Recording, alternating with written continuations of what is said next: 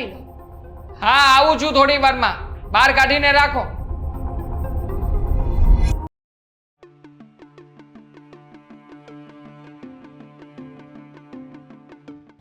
Boss આવે તો સારી વાત છે. માથું ખાઈ ગયો હવે ક્યારનું બોલ બોલ. શું થયું કાળુ? શું હા ઉઘરાણી કેવી ચાલે છે? ઉઘરાણી સારી ચાલે છે. આ જુઓ 2 માયકા તો 2.5 આવ્યા છે. હજી બીજા 8 કીધા છે. બેના ભાન જેવું છે કે નહીં તને? હા ખબર પડે છે? હા 2, 2.5 ને 8 લાખમાં નથી બેસવાનું. હા જ્યાં સુધી એની ઓફિસ એ આપણા સુધી ના આવી જાય ને ત્યાં સુધી ચાલવાનું છે. એટલે આવી નાની નાની રકમથી કંઈ નથી થવાનું. સમજ પડે છે ને? ખબર પડે છે. એ તો 2 માયકા એને 2.5 આપ્યા બી ગયો છે બરોબર.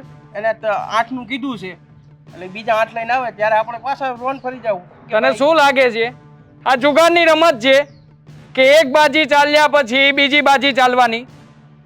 અરે સામે ચાલીને કહી દેવાય ને કે પૈસા જોઈશે. આ ગમે તેમ કરીને પૈસા આપ. અને આમ પણ હું ઓળખું છું અને બહુ સારી રીતે. હા કઈ સીધી રીતે પૈસા છોડે એવો નથી.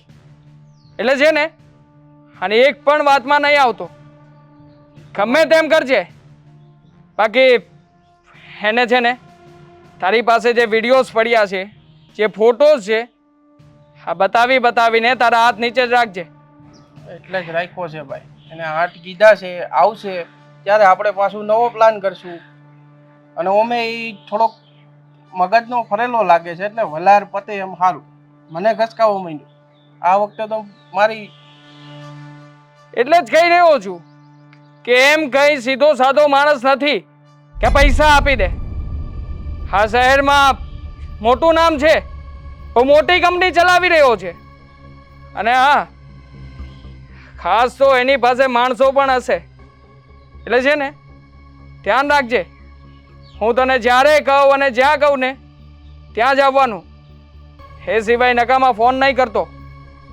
અને હા ધમકી મારતો રહેજે. પોલીસની ધમકી આપજે.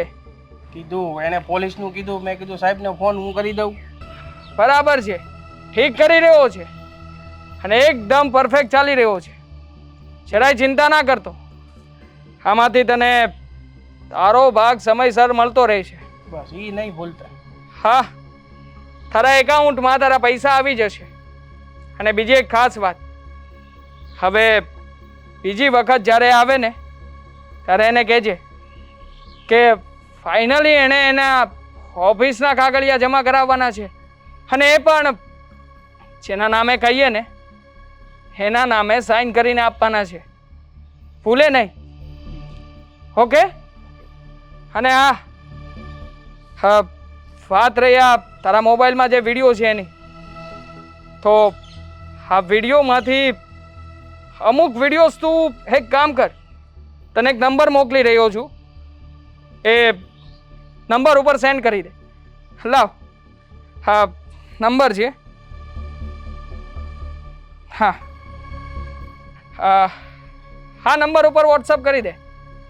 હવે એને ખબર પડશે કે પૈસા કેવી રીતે નથી ઢીલા કરતો. ગમે તેમ કરીને ગમે ત્યાંથી એને પૈસા તો આપવા જ પડશે. અને જો એ પૈસા નહીં આપે ને તો હવે એના ઘરમાં એ જીવવા લાયક નહીં રહે. કાં તો એને મરવું પડશે ને કાં તો આ શહેર છોડીને અહીંયાથી દૂર જવું પડશે. સમજ્યો ને મારી વાત શું કહેવા માંગુ છું?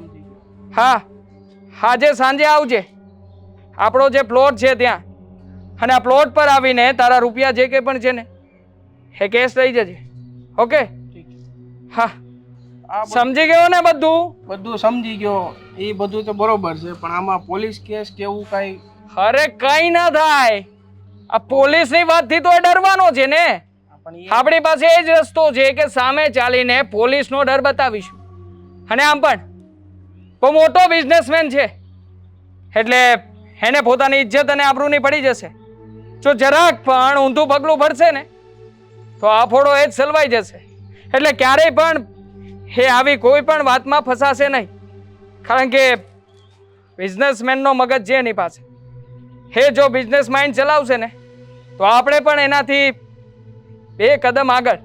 હા, ઓકે, ચાલ મળીએ સાંજે. સાંજે આવી જજે અડ્ડા ઉપર. હા કેશ કેશ હા, કેસ કેસ, તારો વહીવટ કેસમાં રાખીશ. નો વાત. જરાય ચિંતા ના કર, ઢીલું ના મૂકતો.